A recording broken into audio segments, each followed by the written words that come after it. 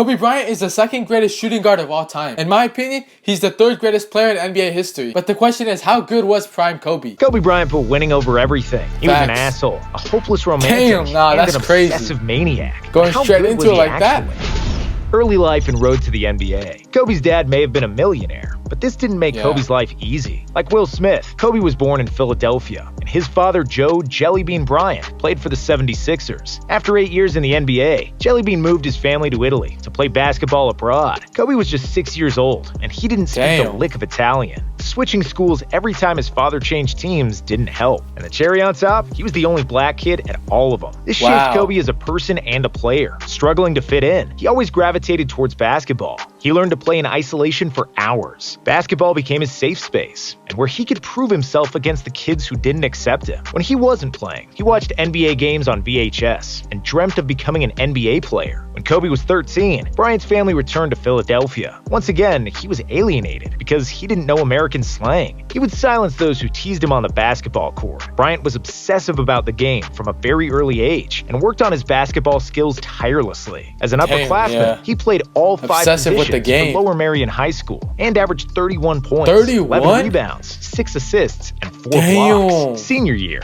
he led Lower Merion to their first state championship in 53 years and was named Naismith High School Player of the Year and a McDonald's All-American. There was a huge hype about where he'd go to college. Then, Kobe surprised everybody. Bryant organized a press conference and announced that he would skip college and take his talents to the NBA. Kobe was just the 6th player in history to go to the NBA directly from high school. He was ready though. So naturally, NBA executives were reluctant to draft him. But after he destroyed Michael Cooper in practice, Lakers GM Jerry West knew that he was watching the best pre-draft workout he'd ever seen. And Kobe was the best player in the 1996 draft. West was so determined to draft Kobe that he finessed the Charlotte Hornets into drafting Bryant. Yeah, bro. The Charlotte Hornets, bro, they're scarred for life when it comes to the draft, bro. Divac, brash youngster.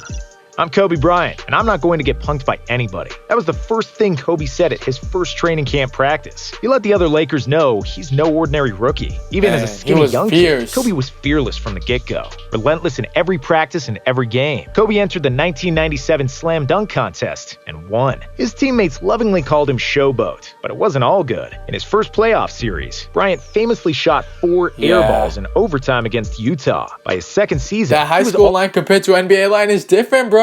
It's different. 15 points People don't know that. He even became the youngest all-star starter in NBA history, but didn't start on his own team. His most memorable moments from '98 were playing against Black Jesus. MJ was impressed by Black Kobe Jesus on how is he would crazy. unapologetically ask for advice and wasn't starstruck by Jordan. Kobe went on to finish second in the 6th Man of the Year voting. But come playoffs, the Lakers would repeat history and lose to Utah. In 1999, Kobe finally became a permanent starter and averaged 20 points per game. Though this wouldn't stop the Lakers from getting swept in the playoffs. The Lake Show knew something had to change, so they appointed Phil Jackson as the new head coach. Laker Dynasty. In 1998, Shaq and Kobe had their first fight, and O'Neal nearly decapitated Bryant. However, Phil Jackson was called the Zen Master for a reason. He challenged O'Neal to get into the best shape of his life, and Shaq dominated like never before. Kobe was an all-star, averaging 22, 6, and 5, and the Lakers were firing on all cylinders. They went on to win 67 games in the regular season, which was the 5th best result in NBA history. Shaq won the MVP trophy. Kobe was named to the All-NBA second team, and was the youngest player ever to be selected in the All-Defense first team. But once again, playoffs were no cakewalk for the Lakers. It was the 4th quarter of Game 7 in the Western Finals, and the Lakers were losing by 15 against Portland. Everyone thought it was the end for the Lakers, until Kobe and Shaq powered one of the best comebacks in NBA history. Bryant was phenomenal in the clutch, with his crossover on Scottie Pippen, and the alley-oop to Shaq clinched the game. One of the most iconic plays in NBA history. Their work wasn't finished. They still had the finals against the Pacers, and in Game 2, it happened. Jalen Rose had deliberately put his feet under Kobe in Game 2 and twisted his ankle. Bryant was forced to miss Game 3, and Indiana comfortably won that game. What the Pacers didn't realize is Kobe is one resilient SOB. He returned in Game 4 with a vengeance. When Shaq got ejected, Kobe put the team on his shoulders and carried them to a win. The Lakers would break the Pacers in 6 games, and Kobe jumped in Shaq's arms to celebrate their first ever title together. However, things never stayed good for long between Shaq and Kobe. After the first title, Shaq was content. So content, he spent his summer eating burgers and drinking pina coladas. Kobe, on the other hand, spent the summer in the gym. So when he had seen Shaq in the preseason out of shape, Kobe lost his mind, and their feud started again. But Shaq's laziness gave Kobe more opportunities to dominate. Bryant averaged a career-high 28.5 points per game. Points? Thankfully, oh my the God. playoffs came. Shaq was the athletic beast he was the year before, and the Lakers were unstoppable. They swept all 3 series in the Western Conference. Who would stop them from doing the same in the finals? Well, he was small, but he was a problem. AI. His name was Allen Iverson. AI mercilessly dropped 48 in the Staples Center, stepped over Tyronn Lue, and won Game 1 for the Sixers. But Shaq and Kobe took AI's disrespect personally, and they couldn't let that slide. The Lakers came back and won the next 4 games to clinch their second consecutive title. Their 15-1 playoff run was the best in history, until 2017, when the Warriors went 16-1. In 2002, Kobe led the Lakers in assists, and he averaged 25 per game. Mamba made the first All-NBA team for the first time in his career, plus the first team All-Defense. He also won the All-Star Game MVP, and the Lakers continued to dominate the opposition until they reached the conference finals and the Sacramento Kings. The Kings were the best team throughout the season, and Chris Webber was playing at the MVP level. The Kings took a 3-2 lead in the series, and to be honest, they would have probably won Game 6 too, had it not been for one of the worst refereeing jobs in NBA history. The refs stole that win for the Lakers, but LA won Game 7 fair and square. In the finals, they quickly dismantled the Nets in 4 games. Shaq was the finals MVP for the 3rd time in a row, and Kobe became the youngest player ever with 3 championships.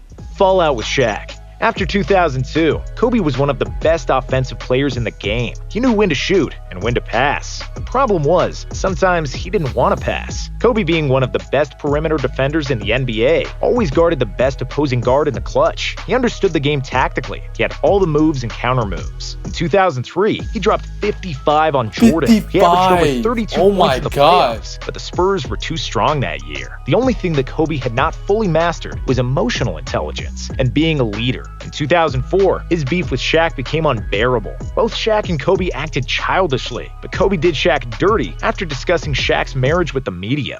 Ironic, because he was also going through a court case in Colorado, which proved his own infidelity. Craziest part is at the same time as his trial, Kobe was playing in the playoffs. It takes a cold-blooded individual to be facing a lengthy jail sentence and still go out to perform as well as he did. The Lakers added Karl Malone and Gary Payton, so everybody thought they would be crowned champions again. But Kobe beefed with both Shaq and Malone. The lack of chemistry showed its ugly head when it was most important. Kobe was forcing things in the finals against the Pistons. He took by far the most shots on the team, despite hitting only 38% from the field and 17% for 3, and the Lakers lost in 5 games. Something had to change, so Shaq was traded to Miami, and Kobe had the chance to prove that he could win without it.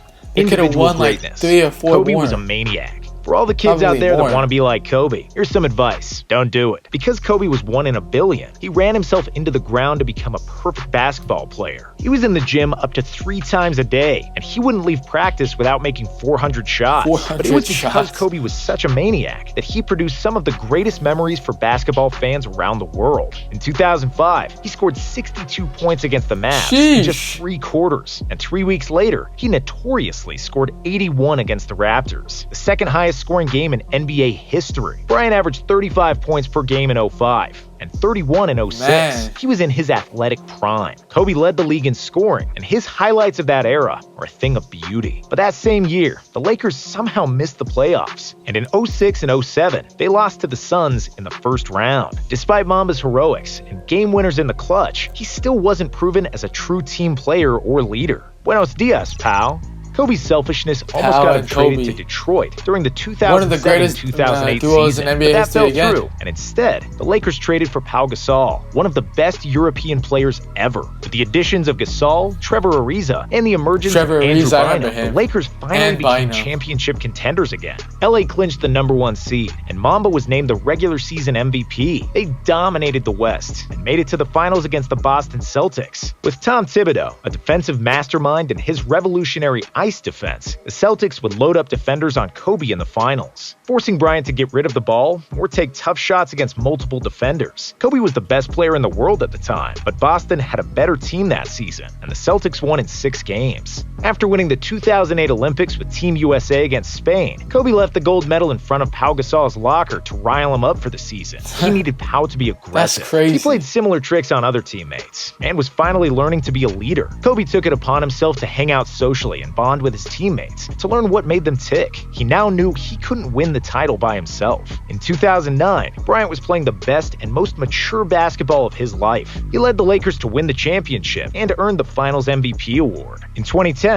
the Lakers made the finals once more and had a chance at revenge against the Celtics. But as usual, there was a problem. Kobe was playing with a bone spur in his ankle and a broken finger on his shooting hand. As you would imagine, he couldn't shoot the ball well. This series, in particular, was pretty ugly, but things were different than they were years ago. Kobe and the Lakers learned to play like a team and took the series to Game 7. Kobe shot 6 from 24, incapable of putting the game away by himself. But with his Mamba mentality, he'd rather die than lose to the Celtics twice. Bryant had 15 rebounds that game, and he was doing everything possible to win. Then in the last minute, Ron Artest would hit a 3, and the Lakers prevailed. Kobe got his 5th title that night, and when a reporter asked what the title means for him, Kobe truthfully and sarcastically answered, "Just got one more than Shaq." Lakers' downfall, and Kobe's legacy.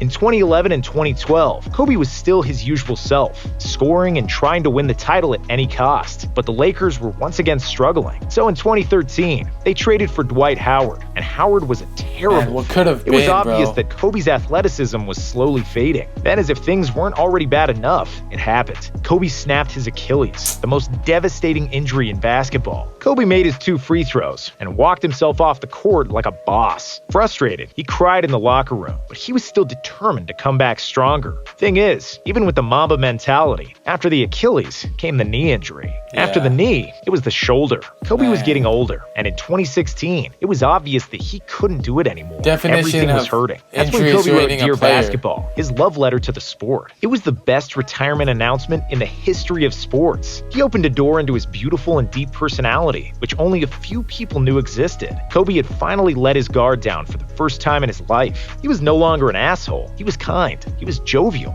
He was giving. The whole NBA gave him a retirement tour and honored his legacy to the game of basketball. Bryant sucked for the majority of that season. I think he dunked the ball maybe once that year. But in the final game of his career, against an opponent who was fighting for a playoff spot, Kobe played one of the best games of his career. This mother effer dropped 60. He literally made every shot in the clutch, with almost no lift in his legs. No one's doing it just like Jordan him, inspired him. He became an inspiration to millions of kids around the world who would all yell Kobe while throwing their homework in the trash. Man, Kobe is one of the greatest ever, bro. He gets too much disrespect nowadays, man. I don't know what's going on, bro. Now we know how good Kobe was in his prime. Click here to find out how good Allen Iverson was in his prime. Be sure to like the video and subscribe if you're new.